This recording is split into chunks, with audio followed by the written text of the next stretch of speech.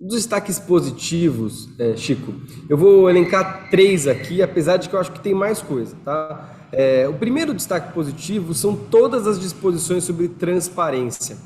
Transparência em relação às plataformas digitais, a moderação de conteúdo que elas fazem, como elas aplicam as próprias regras e recomendam conteúdos para a gente. Eu diria até que se a gente tivesse uma boa transparência nas plataformas digitais, toda essa dúvida, né, sobre as plataformas estarem abusando da sua posição para fazerem propaganda contra o PL, dificilmente aconteceria do mesmo jeito, porque a gente teria mais transparência sobre como é que esses mecanismos funcionam, né? A transparência não é só uma demanda soft, é uma demanda muito importante para a sociedade civil saber o que demandar das plataformas, saber o que cobrar. Então, tem muitas disposições de transparência, eu acho isso muito positivo. A segunda coisa é a disposição que traz da lei europeia a ideia de que as plataformas têm que fazer análises de riscos sistêmicos e propor medidas de mitigação. Poxa, que nome é esse, né? É um nomão, é um nome meio esquisito, mas o que ele quer dizer? Quer dizer que essas empresas vão ter que todo ano, ou toda vez que elas lançarem um produto inovador, elas vão ter que parar para pensar o que esse produto vai fazer, por exemplo, de impacto na integridade eleitoral. Pessoas vão poder utilizar esse produto, né, essa novidade, para falar contra as eleições, falar contra a integridade das eleições de forma desinformativa? Ou, quando a todo ano, né, na hora que a plataforma estiver fazendo essa análise, ela também vai ter que perceber, tem funcionalidades ali que estão sendo aaproveitadas por extremistas que apoiam ataques em escolas e apoiam crimes contra criança e adolescente. Depois de fazer esse olhar sobre os riscos, a plataforma vai ter que propor medidas de mitigação e vai ter que apresentar esse relatório. Isso é uma visão já adotada na Europa, na legislação europeia, e trazida para o Brasil com uma noção mais moderna, né, de ir atrás dos impactos negativos a direitos humanos que essas plataformas podem ter. E a terceira coisa que eu destacaria é a parte de direitos dos usuários, né? Então, quando a gente tem um conteúdo removido, muitas vezes a gente não sabe por quê. Muitas vezes a gente não tem condições, né, de apelar e recorrer para as plataformas para que o conteúdo volte. E essa garantia para a nossa liberdade de expressão está inserida no texto. Então, quem diz que o texto é contra a liberdade de expressão ignora isso.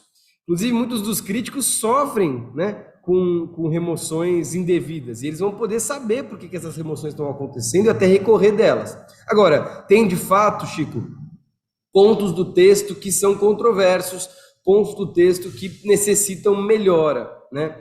Um dos pontos que necessita melhora, por exemplo, é justamente a parte da imunidade parlamentar. Então, todo mundo fala, olha, isso é um problema, porque, eventualmente, na hora que isso for para o judiciário, isso vai gerar um receio da plataforma agir contra a conta do político, né? Agir contra aquela conta do político que está disseminando um ataque, uma violência, por exemplo, né? Apesar de que o relator diz que não, vendo, por exemplo, a interpretação que o Supremo está dando da imunidade parlamentar, ela não seria um passe livre para cometer crimes.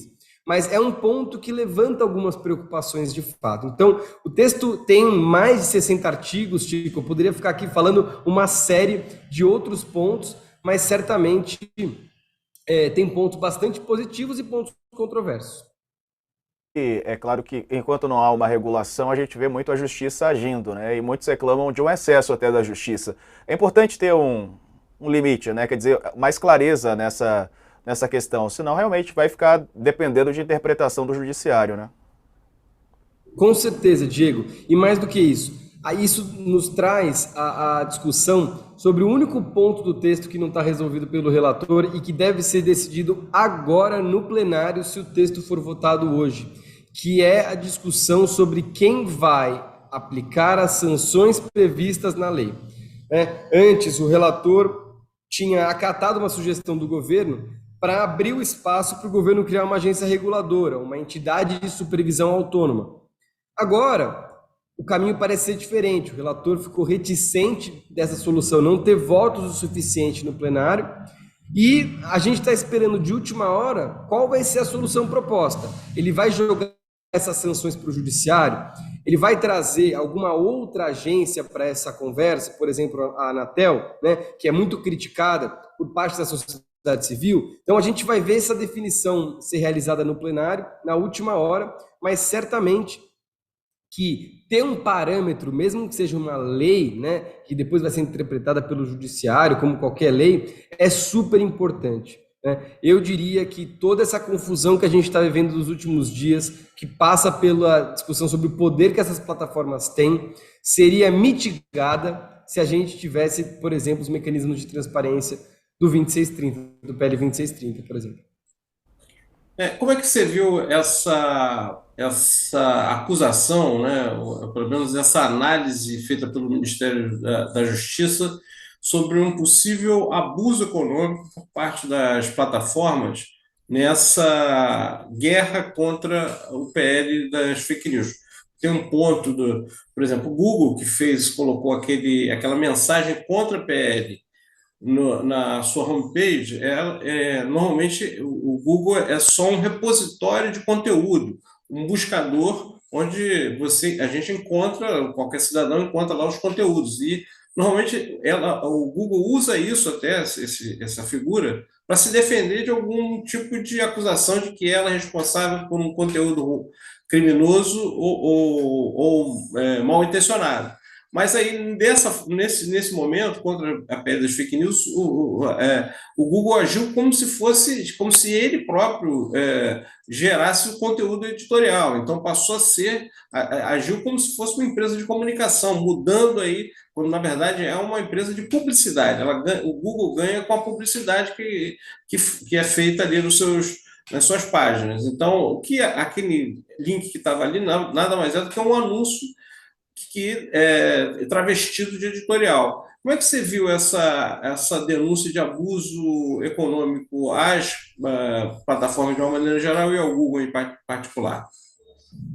Olha, Chico, o jeito que eu vejo é que, de fato, em primeiro lugar, a conduta das plataformas nesse debate tem escalado muito e tem preocupado, né, quem está querendo fazer o debate de uma forma séria, em especial porque o uso desse tipo de ferramenta, assim, que é um canhão, né, em termos de informação, né? A gente está falando aí de uma empresa que é líder de mais de 95% aí da fatia do ramo dos buscadores, que é o jeito que a gente acessa a internet. Então essa mensagem de fato vai ser olhada por todo mundo, né? Me preocupa muito essa escalada, me preocupa muito essas denúncias que vão surgindo aí de influência, né, de tentativa dessa influência do poder econômico. Agora, por outro lado, me preocupa um tanto, né, que o governo responda à provocação dessa forma, né? Eu acho que a gente está falando de um governo que é parte no debate também, né? Então, me parece, Chico, que a abordagem mais razoável nesse processo foi a abordagem do Ministério Público Federal, né? O Ministério Público Federal, dentro de um procedimento já instaurado, disse o seguinte: olha, eu não vou falar aqui de qual é a melhor regulação, mas eu quero saber todas as informações dessas empresas nessa campanha que elas estão fazendo para entender se tem alguma prática abusiva. Então ele instaurou, né, uma prática de pedido de informações para essas empresas, né? Eu acho que isso é muito mais interessante do que simplesmente fazer uma remoção, por exemplo, dos próprios posts, né, com argumentos contrários ao projeto de lei que as empresas postaram, que foi o que o ministro Alexandre de Moraes fez, né? É claro que a gente tem que entender tudo isso dentro de um contexto de demonstração de força, né?